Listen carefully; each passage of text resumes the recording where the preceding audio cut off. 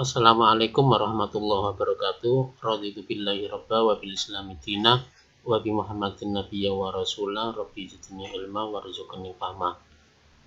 Bagaimana kabarnya anak-anak? Mudah-mudahan tetap semangat, tetap sehat dan selalu dalam lindungan Allah Subhanahu wa taala. Masih melanjutkan bab kekongruenan dan kesebangunan. Kali ini saya akan menyampaikan materi kesebangunan bangun datar. Pada minggu yang lalu kita sudah belajar tentang kekongruenan bangun datar. Kali ini kita akan melanjutkan kesebangunan bangun datar. Dua bangun dikatakan sebangun jika sudut-sudut yang bersesuaian sama besar. Untuk syarat yang pertama ini sama dengan syarat kekongruenan bangun datar. Yang kedua, sisi-sisi yang bersesuaian mempunyai perbandingan yang sama. Kalau yang kekongruenan kemarin sisi-sisi yang bersesuaian panjangnya sama, kalau yang kesebangunan bangun datar ini perbandingannya sama. Nah, untuk memahami konsep dua bangun yang sebangun ini, mari kita coba untuk belajar membandingkan dua bangun yang sebangun. Ini ada 3 gambar persegi panjang. Coba kita kelompokkan dua bangun untuk kita periksa apakah dua bangun itu sebangun atau tidak sebangun dengan memperhatikan syarat dua bangun yang sebangun. Coba perhatikan syarat yang pertama. Kita sekarang fokus yang pertama. Sudut-sudut yang bersesuaian sama besar. Kalau kita lihat persegi panjang ABCD, EFGH, dan IJKL itu adalah bentuknya sama semua, yaitu persegi panjang. Nah, sudut dari setiap persegi panjang itu adalah 90 derajat. Sehingga kalau kita kelompokkan dua-dua dari 3 persegi panjang ini, maka untuk syarat yang pertama sudah terpenuhi.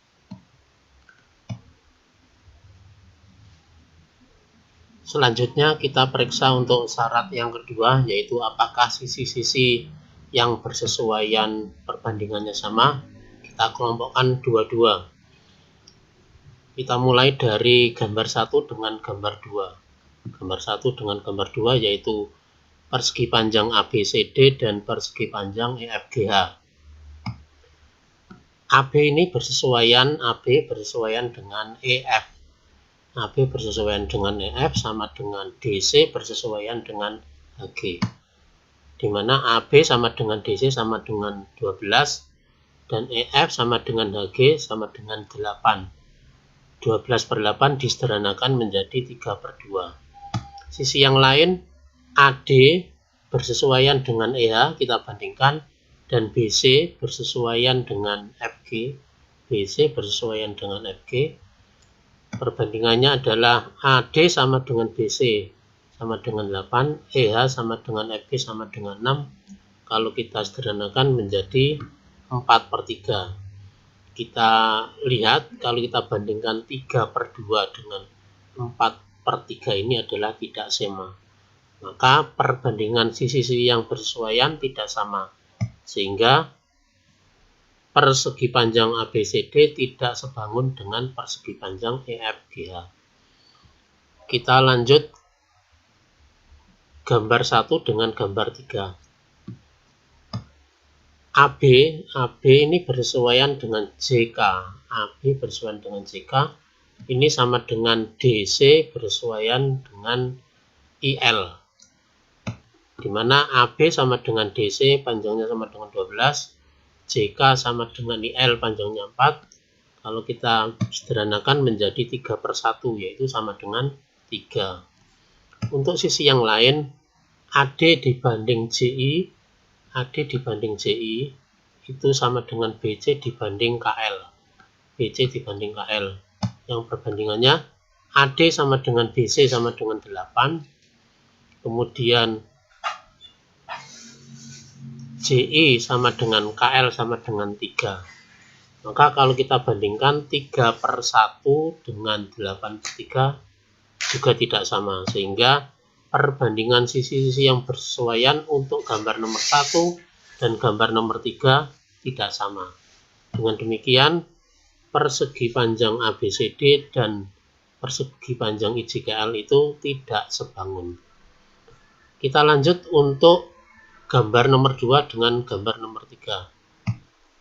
EF itu bersesuaian dengan JK, sama dengan HG bersesuaian dengan IL, di mana EF sama dengan HG sama dengan 8, JK sama dengan IL sama dengan 4, 8/4 kita sederhanakan menjadi 2/1, yaitu sama dengan 2. Sisi yang lain, EH itu bersesuaian dengan JI, sama dengan FG bersesuaian dengan KL, di mana EH sama dengan FG sama dengan 6, JI sama dengan KL sama dengan 3, perbandingannya adalah 2/1, yaitu sama dengan 2. Kita lihat yang atas dengan yang bawah perbandingannya sama, sehingga perbandingan sisi-sisi yang bersesuaian senilai, yaitu perbandingannya sama. Dengan demikian kesimpulannya, untuk gambar nomor 2 dan gambar nomor 3, karena syarat pertama dan syarat kedua itu terpenuhi, maka persegi panjang EFGH itu sebangun dengan persegi panjang IJKL. Selanjutnya, untuk memantapkan tentang konsep kesebangunan bangun datar, mari kita gunakan untuk menyelesaikan masalah berikut ini, yaitu menentukan panjang sisi dan besar sudut yang belum diketahui pada bangun yang sebangun. Perhatikan gambar berikut. Ada dua trapesium EFGH dan ABCD, di mana bangun ABCD dan EFGH adalah sebangun. Sekali lagi, sudah diketahui sebangun. Pertanyaannya adalah tentukan nilai X, Y, dan Z. Kemudian yang B, tentukan panjang sisi EF, BC, dan HG. Kita selesaikan yang pertama. Nilai X, Y, Z ini terkait dengan sudut. Perhatikan, karena ABCD dan EFGH itu sebangun, maka syarat yang pertama terpenuhi, yaitu sudut-sudut yang bersesuaian besarnya sama. Sudut kita mulai dari sudut G. Sudut G itu sama dengan sudut C ya, sudut G sama dengan sudut C, yaitu besarnya 22,6. Sedangkan sudut G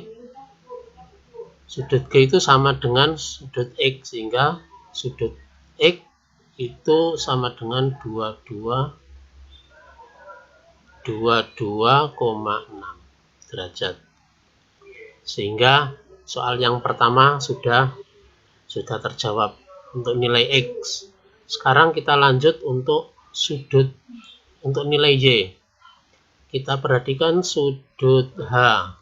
Sudut H itu sama dengan sudut D ya, dengan D. Sudut D itu sama dengan Z, sedangkan sudut D itu sama dengan Z. Sedangkan Z dengan Z sama-sama belum diketahui.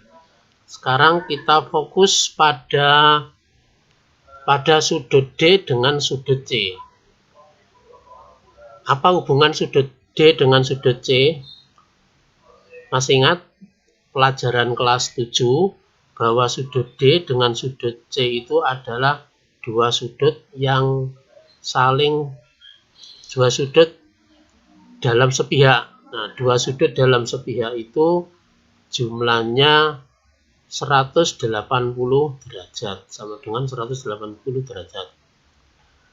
Sudut D itu sama dengan Y derajat, sedangkan sudut C itu sama dengan 22,6 derajat, sama dengan 180 derajat. Sehingga Y derajat itu sama dengan 180 derajat dikurangi 22,6 derajat. Sama dengan berapa ini? 157,4 derajat.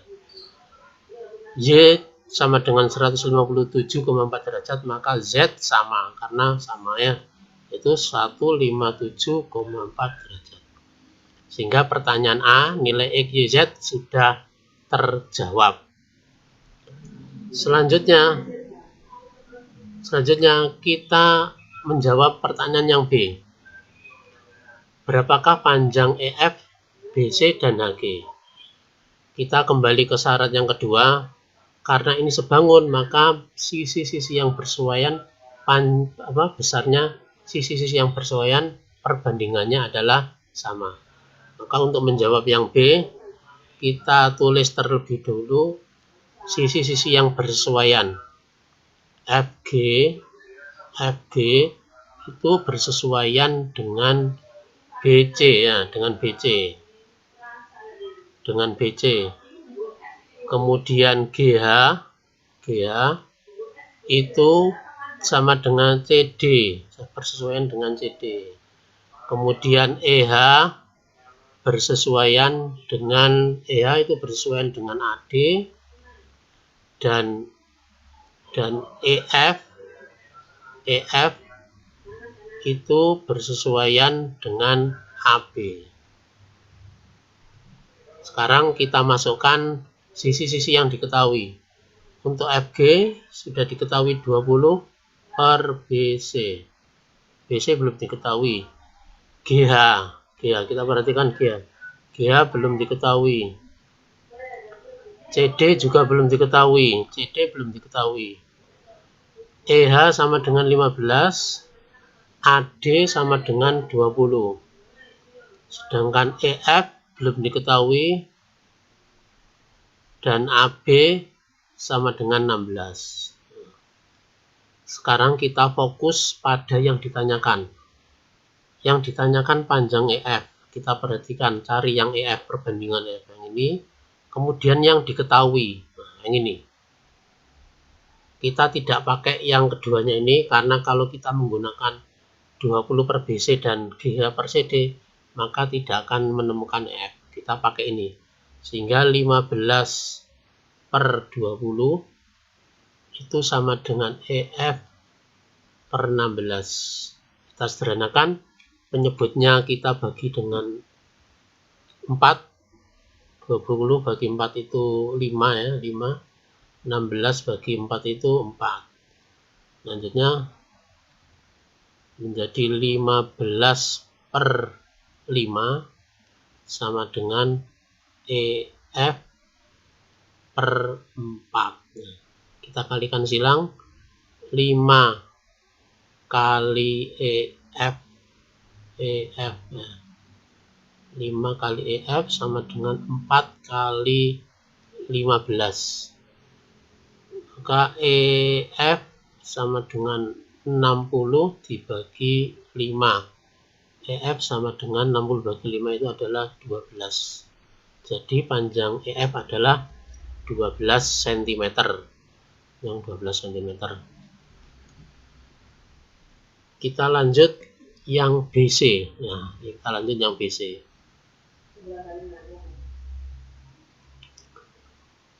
BC tadi, BC ya, BC.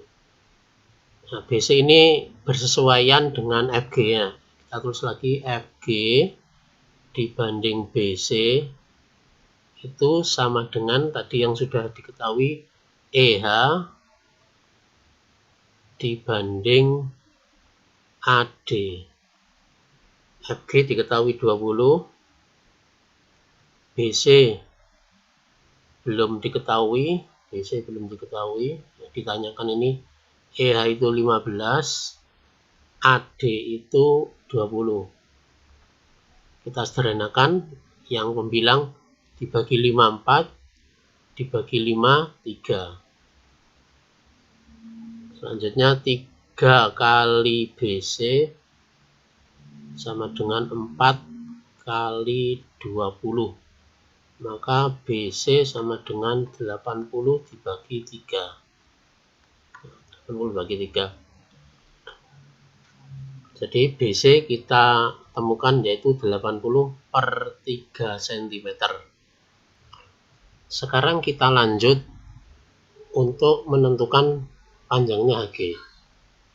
Kita masih menggunakan perbandingan tadi, kita fokus pada yang ditanyakan yaitu HG ya. Berarti kita buat perbandingan HG itu bersesuaian dengan DC ya. Dengan DC, kemudian yang diketahui di sini tadi EH dibanding dengan AD ya, AD. HG belum diketahui, DC juga belum diketahui. EH itu 15 cm, sedangkan AD 20 cm. Karena DC belum juga diketahui, maka kalau ini kita teruskan, ini tidak akan menyelesaikan masalah. Kita gunakan cara yang lain. Coba kita tarik titik H ini ke garis FG sehingga tegak lurus. Misalkan ini saya kasih nama titik T ya, titik T. Sehingga terbentuk segitiga siku-siku, yang siku-siku di T ya, di T. T ini G, ini H. Ini siku-siku di sini. Sekarang perhatikan panjang HT. Panjang HT itu sama dengan panjangnya F yang sudah kita temukan tadi, sama dengan 12. Sekarang panjang TG. TG itu sama dengan FG dikurangi FT ya, FT. FG itu 20, sedangkan FT, panjang FT ini itu sama dengan EH, sama dengan EH yaitu 15. 20 dikurangi 15 itu 5, sehingga TG panjangnya 5.